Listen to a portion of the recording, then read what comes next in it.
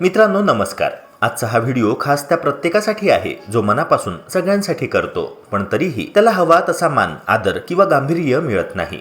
अनेकदा आपण स्वतःला विचारतो, मी इतकं सगळ्यांसाठी करतो तरी लोक मला हलकं का घेतात? माझं बोलणं, माझी उपस्थिती, माझे प्रयत्न यांची किंमत का राहत नाही?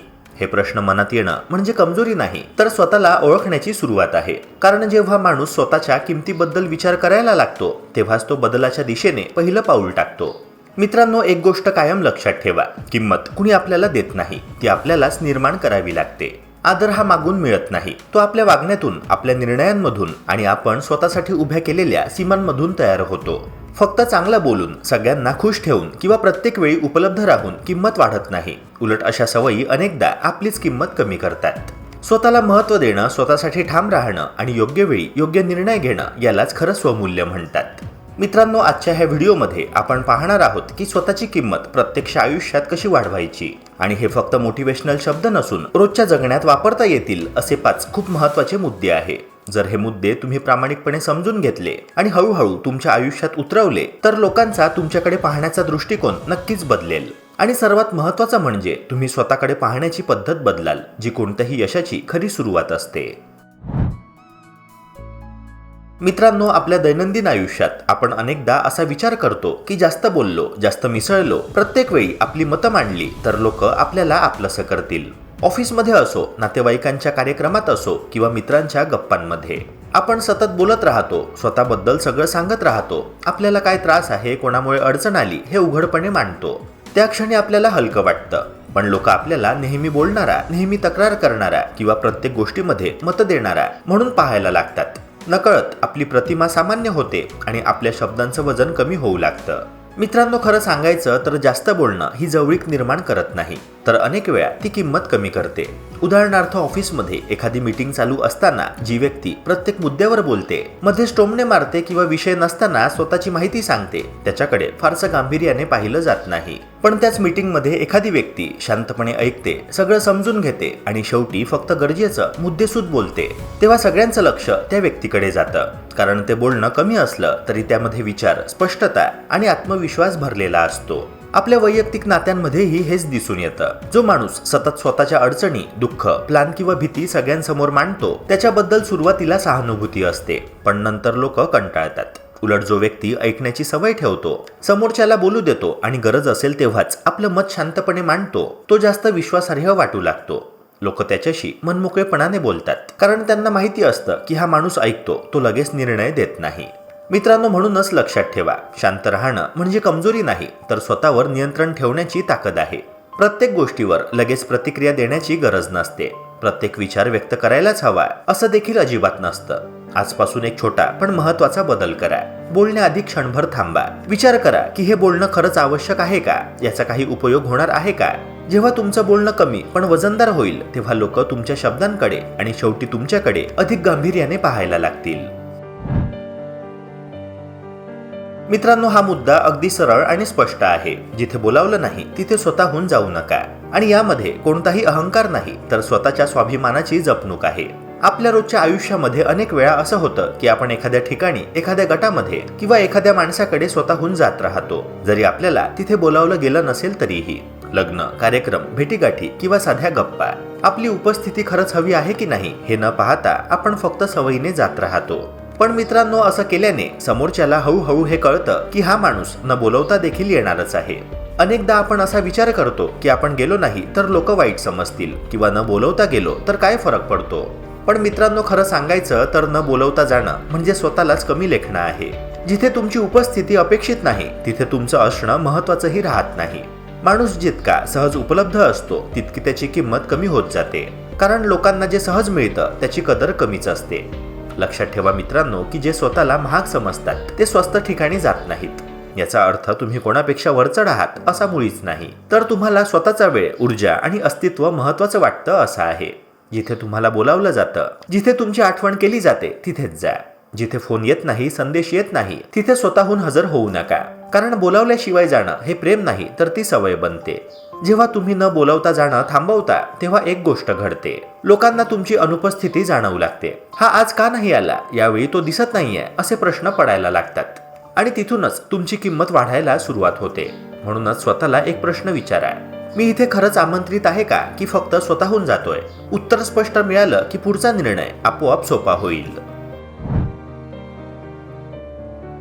मित्रांनो, बहुतांश लोक नकळत इथेच चूक करतात.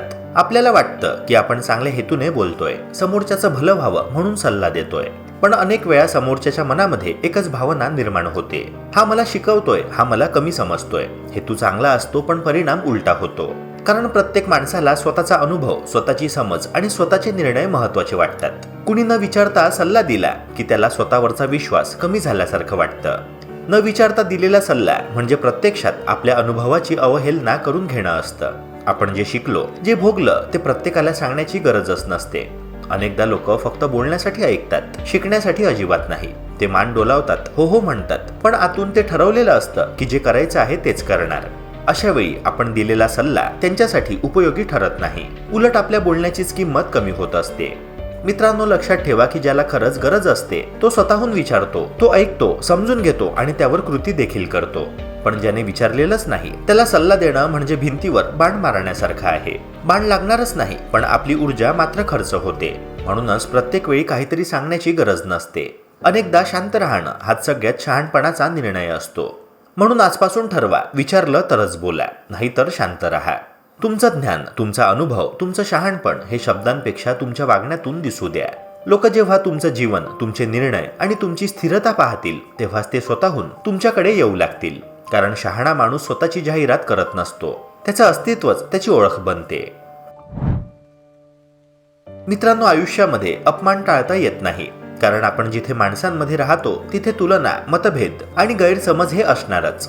कुणीतरी आपल्याला कमी लेखतं, कुणी आपली थट्टा करतं, तर कुणी जाणीवपूर्वक दुर्लक्ष करतं. त्या क्षणी मन दुखावतं, राग येतो आणि लगेच उत्तर द्यावंसं वाटतं. पण लक्षात ठेवा, त्या क्षणी दिलेली प्रतिक्रिया अनेकदा आपलीच ताकद कमकुवत करते. अपमान होणं आपल्या हातात नसतं, पण त्यावर कशी प्रतिक्रिया द्यायची हे पूर्णपणे आपल्या नियंत्रणात असतं. अनेक लोक अपमानाला ओरडून, भांडून किंवा सूड घेऊन उत्तर देतात. काही शब्दांनी जखमी करतात, तर काही कृतीने. त्या क्षणी थोडं समाधान मिळाल्यासारखं वाटतं, पण त्यातून काहीही साध्य होत नसतं. उलट समोरच्याला तुम्ही त्याच्या पातळीवर उतरल्याचं समाधान मिळतं. कारण ज्याने अपमान केला त्याला तुमची प्रतिक्रिया हवी असते, तुमचा संयम अजिबात नाही. म्हणूनच लक्षात ठेवा, यशापेक्षा मोठा, शांत आणि प्रभावी बदला दुसरा नाही. ज्यांनी तुम्हाला कमी लेखलं, दुर्लक्ष केलं किंवा अपमान केला त्यांच्या समोर स्वतःला सिद्ध करणं हेच खरं उत्तर असतं. शब्दांनी नाही तर परिणामांनी. तुमचं काम, तुमची प्रगती, तुमचा आत्मविश्वास आणि तुमचं आयुष्य जेव्हा पुढे जातं तेव्हा तेच तुमचं उत्तर बनतं. तुम्ही काहीही न बोलता पुढे निघून गेलात, मेहनत वाढवलीत आणि स्वतःवर काम केलं तर तुमचं अस्तित्वच त्यांना अस्वस्थ करू लागतं. म्हणूनच मित्रांनो, अपमान झाला की शांत राहा, पण थांबू नका. रागाला इंधन बनवा, वेदनेला शक्ती बनवा आणि निराशेला मेहनतीत बदला. एक दिवस असा येतो जेव्हा तेच लोक स्वतःहून म्हणतात, आपण त्याला कमी लेखलं होतं. आणि त्या क्षणी तुमचं यशच तुमचं सर्वात मोठं, शब्दांशिवाय दिलेलं उत्तर ठरतं. मित्रांनो, नीटनेटके राहणं हा मुद्दा ऐकायला खूप साधा वाटतो, पण त्याचा परिणाम आपल्या आयुष्यावर खोलवर होतो. आपण जसं स्वतःला सादर करतो तसंच जग आपल्याला स्वीकारतं. एखाद्या माणसाला पाहिल्यानंतर अवघ्या काही सेकंदात आपलं मन त्याच्याबद्दल एक मत तयार करतं आणि हीच पहिली छाप पुढच्या वागणुकीची दिशा ठरवत असते. आपण किती हुशार आहोत, किती चांगले आहोत हे बोलण्याआधीच आपले कपडे, आपली स्वच्छता आणि आपली देहबोली आपली ओळख करून देतात. तुमचे कपडे महागडेच असले पाहिजे असं नाही, पण ते स्वच्छ आणि नीट असणे खूप महत्त्वाचे आहे. चुरगळलेले कपडे, अस्वच्छ बूट, विस्कटलेले केस किंवा अस्वच्छ रूप हे नकळत असं सांगतं की हा माणूस स्वतःकडे लक्षच देत नाही. आणि जो स्वतःकडे लक्ष देत नाही त्याला लोक गांभीर्याने घेत नाही. उलट साधे पण स्वच्छ कपडे, नीट विंचरलेले केस पाहून समोरच्याला आपोआपच विश्वास वाटतो की हे सगळं बनाव नाही, तर स्वतःचा आदर दाखवण्याची पद्धत आहे. यात आणखी एक महत्त्वाची गोष्ट म्हणजे तुमचा गंध. आपण याकडे अनेकदा दुर्लक्ष करतो, पण चांगला किंवा वाईट वास समोरच्याच्या मनावर खोलवर परिणाम करत असतो. हलका, स्वच्छ सुगंध किंवा किमान दुर्गंधी नसणं हे देखील तुमच्या व्यक्तिमत्वाचा भाग आहे. याचा अर्थ महाग परफ्यूमच वापरा असं नाही. रोजची स्वच्छता, घामाची काळजी आणि साधा सौम्य सुगंध पुरेसा असतो. कारण माणूस बोलण्याआधीच समोरचा तुम्हाला कसं फील करतो हे नक्कीच ठरत असतं. सगळ्यात महत्त्वाची गोष्ट म्हणजे स्वतःसाठी तयार व्हा. कुणाला दाखवण्यासाठी नाही, कुणाला इम्प्रेस करण्यासाठी नाही, तर स्वतःला आरशामध्ये पाहून समाधान वाटावं यासाठी. जेव्हा तुम्ही स्वतःला नीट ठेवता तेव्हा तुमचा आत्मविश्वास आपोआपच वाढू लागतो. चालण्यामध्ये, बोलण्यामध्ये, वागण्यात तो दिसून येतो. आणि लक्षात ठेवा की जो माणूस स्वतःचा आदर करतो, स्वतःला किंमत देतो, त्याचा आदर लोकांना शिकवावा लागत नाही, तो आपोआप तयार होतो. मित्रांनो, स्वतःची किंमत वाढवणं म्हणजे कुणाला कमी लेखणं, उद्धटपणा करणं किंवा स्वतःला मोठं समजणं अजिबात नाही. याचा खरा अर्थ असा आहे की स्वतःला ओळखणं, स्वतःचाच आदर करणं आणि स्वतःसाठी ठाम उभं राहणं. अनेकदा आपण इतरांना खुश ठेवण्याच्या नादामध्ये स्वतःला विसरतो. आपला वेळ, ऊर्जा आणि भावना स्वस्तात वाटून टाकतो. पण जेव्हा माणूस स्वतःची किंमत ओळखतो तेव्हा तो शांतपणे सीमा ठरवतो आणि हे माझ्यासाठी योग्य नाही असं म्हणण्याचं धैर्य निर्माण करतो. मित्रांनो, स्वतःसाठी सीमा ठरवणं खूप महत्वाचं आहे, कारण सीमा नसतील तर लोक आपल्याला गृहीत धरतात. प्रत्येक वेळी उपलब्ध राहणं, प्रत्येक ठिकाणी हजर राहणं, प्रत्येक गोष्टीवर बोलणं, हे सगळं थांबवणं म्हणजे स्वतःला स्वस्थ बनवणं थांबवणं. कमी पण महत्वाचं बोलणं, न बोलवता कुठेही न जाणं आणि न विचारता सल्ले न देणं, या सवयी छोट्या वाटतात, पण ह्याच सवयी तुमचं व्यक्तिमत्व मजबूत करत असतात. लोकांना हळूहळू जाणवायला लागतं की हा माणूस स्वतःचा आदर करतो. मित्रांनो, आयुष्यात अपमान येणारच, लोक कमी लेखणारच, दुर्लक्षही होणार, पण त्यावर ओरडणं, भांडणं किंवा सूट घेणं हे समाधान देत नाही. खरा बदला म्हणजे स्वतःवर काम करणं, स्वतःला अधिक सक्षम बनवणं आणि यशाच्या माध्यमातून उत्तर देणं. जेव्हा तुम्ही शांतपणे मेहनत करता, स्वतःला घडवता आणि पुढे जाता, तेव्हा एक दिवस तेच लोक स्वतःहून म्हणतात, आपण याला कमी लेखलं होतं. आणि मित्रांनो, त्या क्षणी शब्दांची गरजच उरत नाही. आणि मित्रांनो, सगळ्यात शेवटी स्वतःला नीट ठेवणं, आतून आणि बाहेरून स्वच्छ, नीटनेटके, साधे पण सुसंस्कृत राहणं, हे फक्त लोकांसाठी नाही तर स्वतःसाठी आहे.